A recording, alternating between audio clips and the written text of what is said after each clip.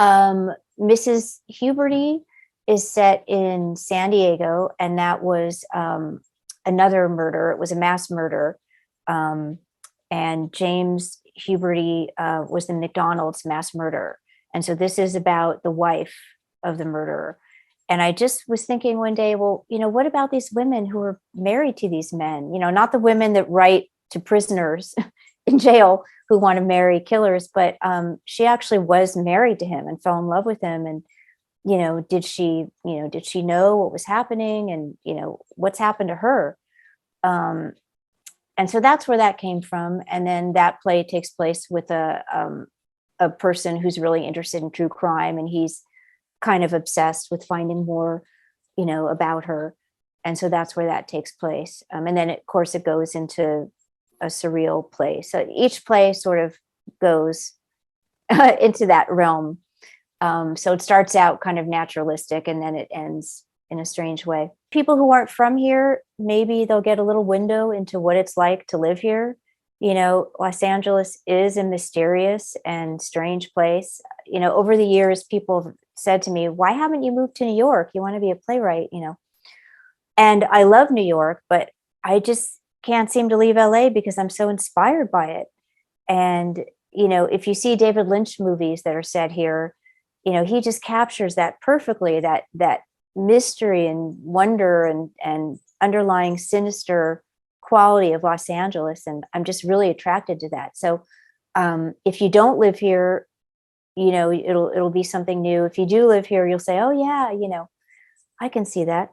And I think, I don't know, I mean, it's for people that like stories and the idea that someone's whispering in your ear. I mean, there's such an intimate quality with any radio play, because the actor's right there in your ear.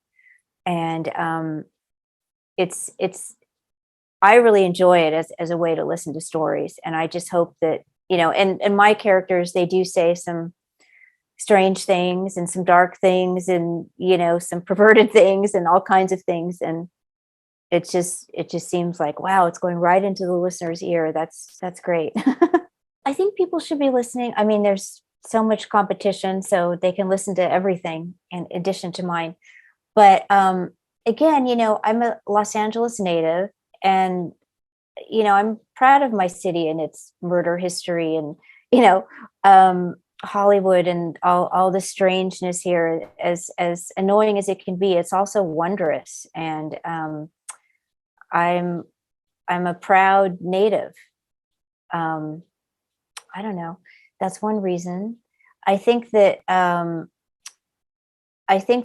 they're unique. It doesn't mean that it's a good podcast, but it's certainly unique in that these pieces are surreal. I think a lot of radio play podcasts, they're straight plays, they're naturalistic, which, don't get me wrong, I love naturalism also. But I think these, I haven't listened to many, but what I'm doing is a little different, because these are surreal. They're either a mix of naturalism and surreal, or they're even more surreal. And I think that's unique.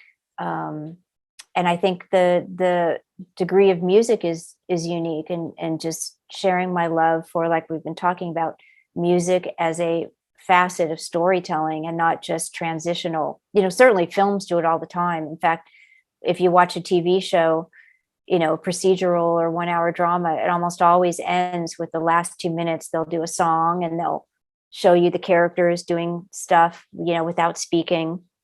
So it's not a new idea that, I've created.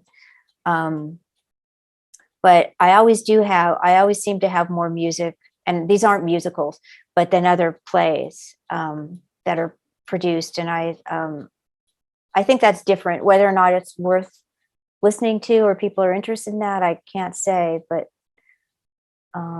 those are, and I guess also the plays sort of veer into the dark side of Los Angeles without being bleak. I didn't want the plays to be just, a slow boat to hell, but it is it's kind of the B side or the dark side. People come here from all over the world and they want to see celebrities and, do cool things and stuff. But, there's dark things that are interesting too. And I don't know.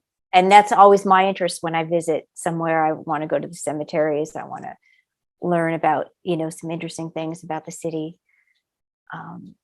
So it's like I was saying, it's sort of an alternate dreamlike audio tour of Los Angeles.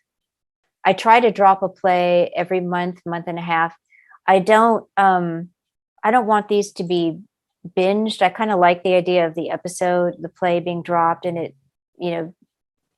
sitting there for a while so someone could listen to it again. That's one of the comments that I've gotten a lot from people is that they sort of defy categorization and they should be listened to again. And, you pick up nuances. And so I like that each one just kind of sits there for a good month or month and a half. Hi, everybody. Thank you so much for tuning in. I hope you enjoyed this conversation.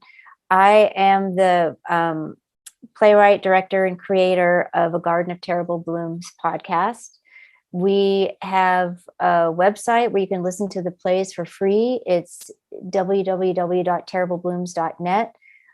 We also have some wonderful photographs and paintings, original art on the site. And of course, if you follow podcasts, you can download us from any podcast forums. If you're interested or intrigued or even hate Los Angeles, you might enjoy this podcast.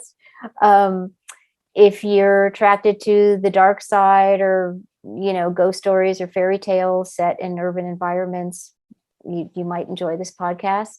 The plays are short. They're 15, sometimes 20 minutes with a lot of original music from local musicians and, of course, local talent, local actors. And it was made with love. And I hope you enjoy it.